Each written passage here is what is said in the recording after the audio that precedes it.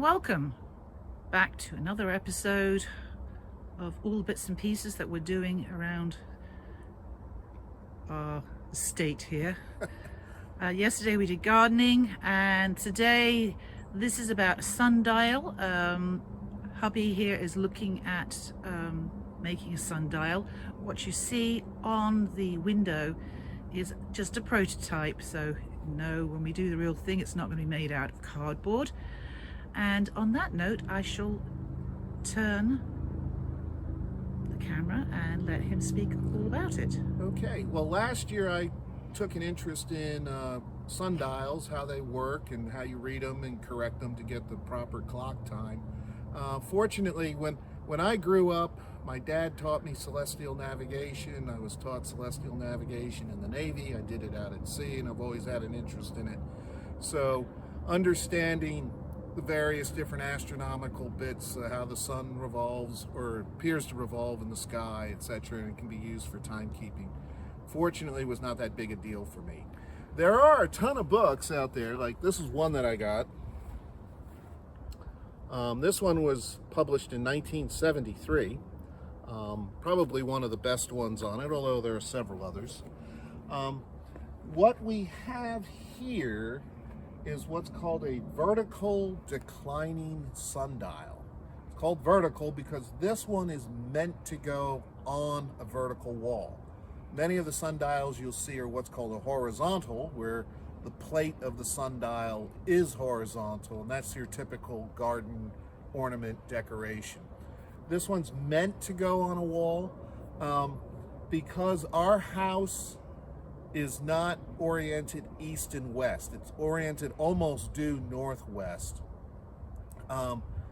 There's very special procedures and calculations to figure out where these lines have to go to indicate the angle, or correction, to indicate the time.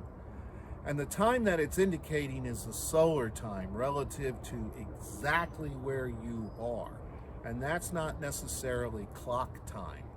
In fact, here in the eastern time zone of the United States, which is where we live, our time is based on 75 degrees west longitude, or 5 hours behind Greenwich, England. That's the standard meridian for our time zone. Our house is actually at 78 degrees 15 minutes west, so we're a bit further west than that standard time zone. So what that means is that the sun gets to our 12 o'clock noon position 13 minutes before it indicates noon here. And when it indicates noon here, it's indicating 12 minutes and 13 minutes past noon at the standard meridian. So that's why I have on here, I don't know if you can see that, I've calculated what my longitude correction is for where our house is at. Okay, so my sundial always has to add 13 minutes to get the proper clock time. There's another correction that you do that's called the equation of time, and every sundial throughout the world has to apply this. And that's because the sun, believe it or not, is not constant in its motion across the sky. On some days it's faster, on other days it's slower than a accurate running clock. And this is well published. It's been known for centuries what this variation is. And so you also have to add that. For today, April 22nd, it says the sun is about 1.5 minutes fast. So let's just say it's 2 minutes fast from what a accurate constant running clock would be. The other correction I got to add is daylight savings time, because we are now currently on daylight savings time, so we're an hour ahead of what normal time should be. So anyway, to read this thing, first off, obviously it's got to have sun on it, and right here, this line here is the 11 a.m. line. This vertical line here is the noon line, 1 p.m., 2 p.m., 3 p.m., etc.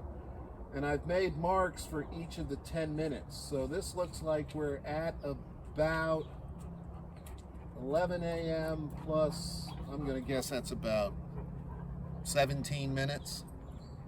Okay, so if I add my longitude correction to 13 to 17, that says, okay, that's at 11:30, but the sun is 2 minutes fast today, so that says it's 11:28, and we're on daylight savings time, so I gotta add an hour, so that's 12:28.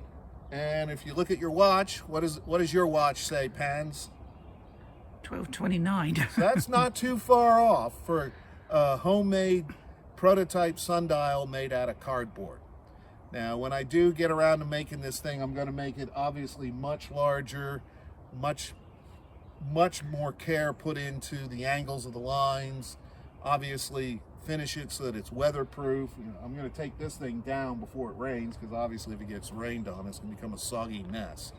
But that's a vertical declining sundial, and it'd be nice to have these various locations around the yard.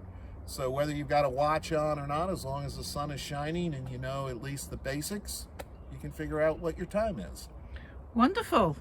Well, we look forward to actually making a proper one at one stage. Yeah, that'll be we're trying to fun. figure out though what material we're going to use. I'll use some very, very high quality birch plywood. And then, of course, obviously finish it off with waterproofing on it. Right. My thought was to mount it on this side of the house, maybe make it about that size, and mount it on the side of the house. It's going to be fun. Yeah, so, and then, of course, you can do the horizontal ones. Yeah, I wouldn't mind one of them. Some of those ones that you see in gardens. Yeah. Just a reminder to a lot of folks out there, a lot of these sundials that you might see in a store like Plow and Hearth or some of these other ones, they're selling you a decoration. I'll bet you 10 to 1 they have no idea that the sundial has to be made for the exact latitude that you're at, okay, or how to adjust the time on it for your difference of longitude from the standard meridian in your time zone, or how the equation of time works. So if you get one that's made specifically for your latitude and it's accurately laid out, it can be a very accurate timepiece. If not, just a decoration. Just a decoration. A pretty decoration. A pretty decoration. So hey, that's it. Well, thank you very much. Very, very interesting. And yes, I don't know about anybody watching this, but I've certainly learnt quite a bit about sundials. Thank There you go. Okay, bye. Bye.